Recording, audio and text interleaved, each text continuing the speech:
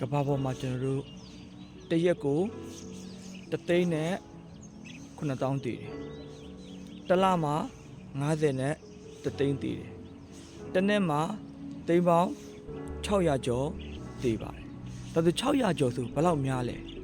ကျွန်တော်မြန်မာပြည်မှာ50ကျော်60ဝန်းကျင်တန်းရှိတယ်သိန်းပေါင်း600ကျော်ဝန်းကျင်ရှိတာပေါ့ရှိတဲ့လူတွေဒါဆိုတစ်ကမ္ဘာလုံးရဲ့တည်နှုန်းကမြန်မာတပြည်လောက်တစ်နှစ်အတွင်းမှာရှိတယ်ဆိုလိုရင်းကလူဆိုတဲ့ပုဂ္ဂိုလ်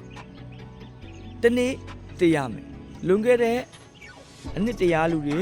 ဒီလောကမှာမရှိတော့ဘယ်သွားလဲတည်သွားပြီဒါဆိုအခုကျွန်တော်လက်ရှိနေတဲ့သူတွေကလေးတွေမှာဆိုင်ရင်နောက်ထပ်အနှစ်တရားဆိုဒီလောကကြီးမှာကျင်းတည်တယ်မရှိတော့ဒါဆိုဘယ်သွားတာလဲတည်သွားတယ်တစ်နှစ်မှာသိန်း600ကျော်တည်တယ်ဆိုတဲ့အထက်ထဲမှာကလေးလည်းပါတယ်လူငယ်လည်းပါတယ်လူကြီးလည်းပါတယ်တည်ခြင်းတရားကအရွယ်လုံးဝမရွေးဘူးငယ်သေးလို့ငါကျမ်းမနေသေးလို့ငါစေးတွေနားလေလို့ဆိုပြီးတော့မှမရှိပါလုံးဝအရွယ်မရွေးဘူးတည်မဲ့နေ့ရောက်လာရင်တည်တယ်အချိန်လည်းမရွေးဘူးဟာစောသေးတယ်နောက်ကြပြီငယ်သေးတယ်ဆိုတာလည်းမရှိဘူးပြားသခင်တွေမှာလောကမှာတည်ခြင်းတရားကအရွယ်မရွေးအချိန်မရွေးနေရာမရွေးလူတိုင်းကိုဝါမျိုးနေပါတယ်ပညာရှိလို့တည်ခြင်းတရားကိုထိန်းထားလို့မရပါဘူးပတ်သက်ရှိလို့တည်ခြင်းတရားကိုထိန်းထားလို့မရပါဘူးအာဏာရှိလို့တည်ခြင်းတရားကိုထိန်းထားလို့မရပါဘူးကျွန်တည်ခြင်းတရားကိုဘလောက်ပင်ကြွယ်ဝဘလို့ပင်ချမ်းသာနေပါသည်ဘလောက်ပင်ပညာတတ်နေပါသည်ဘလောက်ပင်ယာဒူးတွေရှိလို့အာဏာတွေရှိလို့ဘလို့လူမျိုးမဆိုတနေ့ကျင်းသေးတရားမှာပဲဖြစ်တယ်ဘယ်နိုင်ငံမှာပဲနေနေဘယ်လူမျိုးပဲဖြစ်ဖြစ်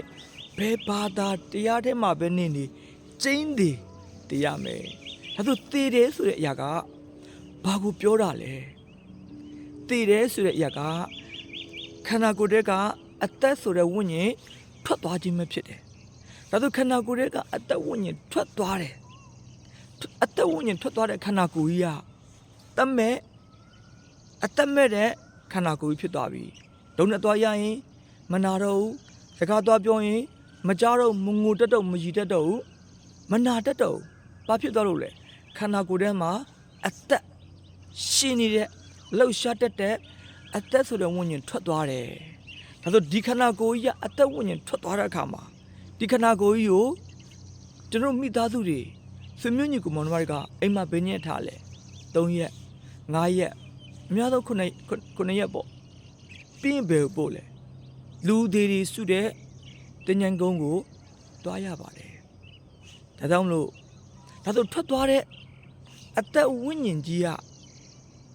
ထွက်သွားတဲ့အသက်ဝိညာဉ်ကြီးကဘယ်ဟိုသွားတာလဲဘလောက်ပင်ချစ်တယ်ဆိုတဲ့မိဘညီကိုမောင်နှမဖြစ်နေပါစေအိမ်မှာ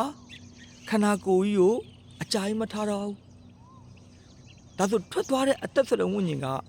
ဘယ်ဟိုသွားတာလဲထွက်သွားတာလို့ပြောတာဖြစ်တယ်အသက်ထွက်သွားတယ်မတည်တတ်ဘူးအဲ့ဝိညာဉ်ကဒါဆိုလူတိုင်းကိုမဖြစ်မနေစောက်ကြုံနေတဲ့လမ်း2လမ်းရှိပါတယ်လမ်း2လမ်းရှိပါတယ်ပထမလမ်းကလူတိုင်းသွားခြင်းနဲ့အိုချင်းနာချင်းတည်ကြီးကင်းတဲ့ကောင်းကင်နိုင်ငံကောင်းကင်ရွှေပြည်ဒုက္ခဘုံပါရတိတုဘုံလို့လည်းခေါ်ပါတယ်နောက်တစ်လမ်းကတော့ဘယ်သူမှမသွားခြင်းတဲ့ထာဝရကန့်တဲ့လောင်နဲ့အပယ်ငရဲမိအိုက်မဲ့ဖြစ်ပါတယ်မိတ်ဆွေဒါလေးကိုမိတ်ဆွေကလာပြောပြတာဒါ